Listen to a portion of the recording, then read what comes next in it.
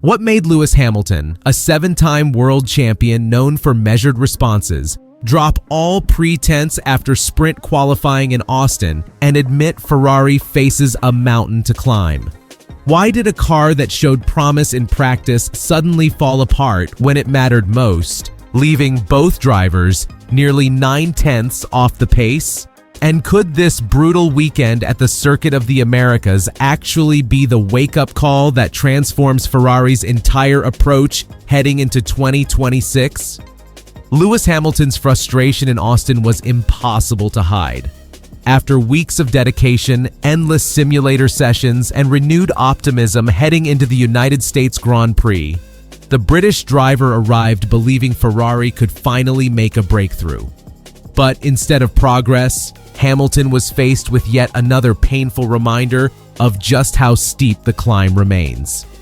Following sprint qualifying, Hamilton didn't bother to mask his disappointment. His tone was sharp, his words brutally honest. He admitted that Ferrari was nowhere near the pace they had hoped for, describing the car as very, very tough to drive. It wasn't just an expression of frustration, it was a statement of reality. For all the effort, the data, and the promises of improvement, Ferrari still found itself almost 9/10ths behind Max Verstappen. That gap wasn't just statistical. It represented the gulf between ambition and execution, between Ferrari's dreams and the harsh truth of Austin's stopwatch. What makes this moment even more striking is how visibly it shook the atmosphere within Ferrari. The team had entered the Austin weekend under immense pressure, desperate to regain lost form after a string of underwhelming performances. Practice sessions had offered a glimmer of hope, suggesting that maybe, just maybe, they had found a balance that worked. But as qualifying unfolded, that illusion quickly vanished.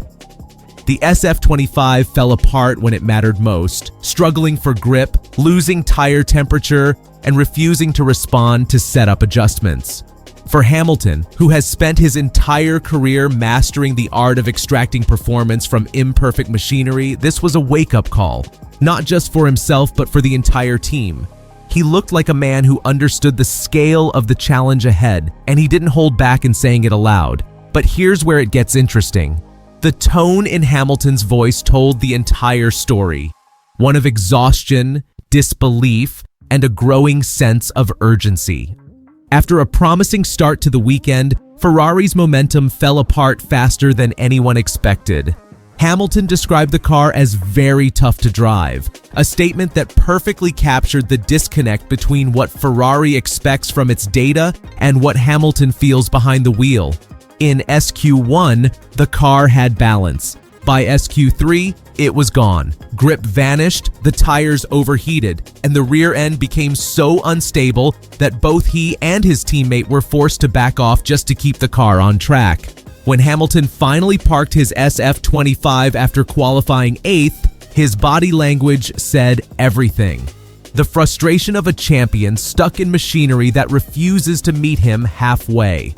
Austin's Circuit of the Americas is notoriously brutal on cars, and this weekend proved no different. The track's endless bumps and fast direction changes make it a living nightmare for cars that lack stability and precise control. Two areas where Ferrari continues to struggle. The SF25's ride height sensitivity, combined with poor traction out of slow corners, created a perfect storm of problems. Every time Hamilton tried to push, the rear stepped out. Every time he tried to protect the tires, the front end washed wide. It was a constant compromise, and no amount of driver skill could compensate for it.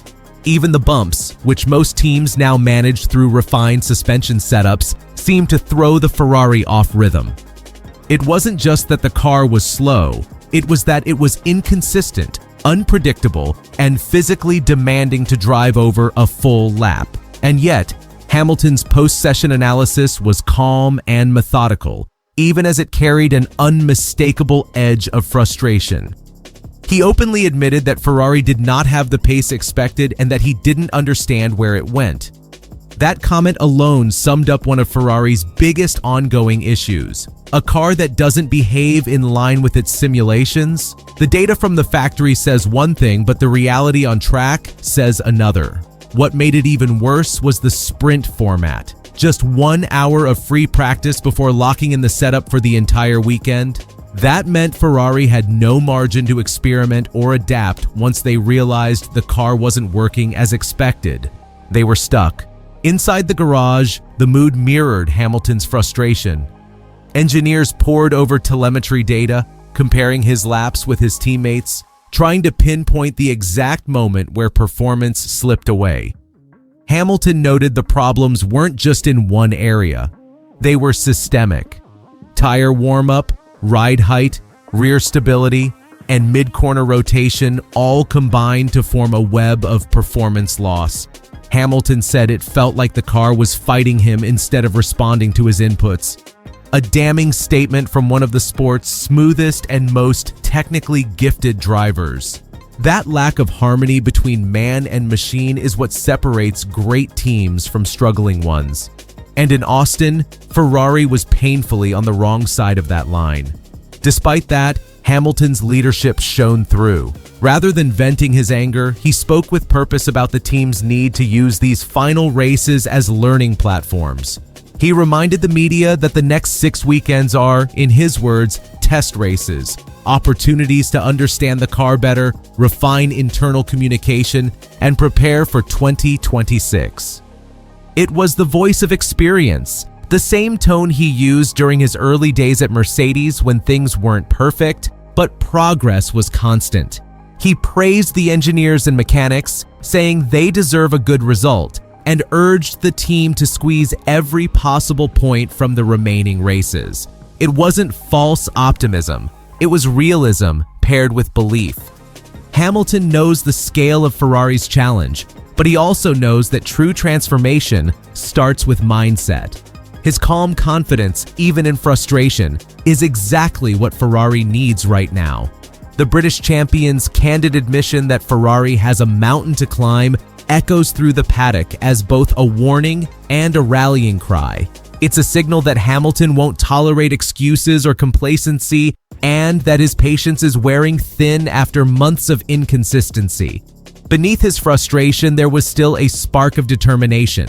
Hamilton hasn't come to Ferrari to surrender. He's come to transform. But to do that, he needs the car to match his drive. And Austin, with its unforgiving layout and technical demands, exposed everything Ferrari still hasn't fixed, from its unpredictable balance to its lack of raw speed. So what does this mean for the remaining races?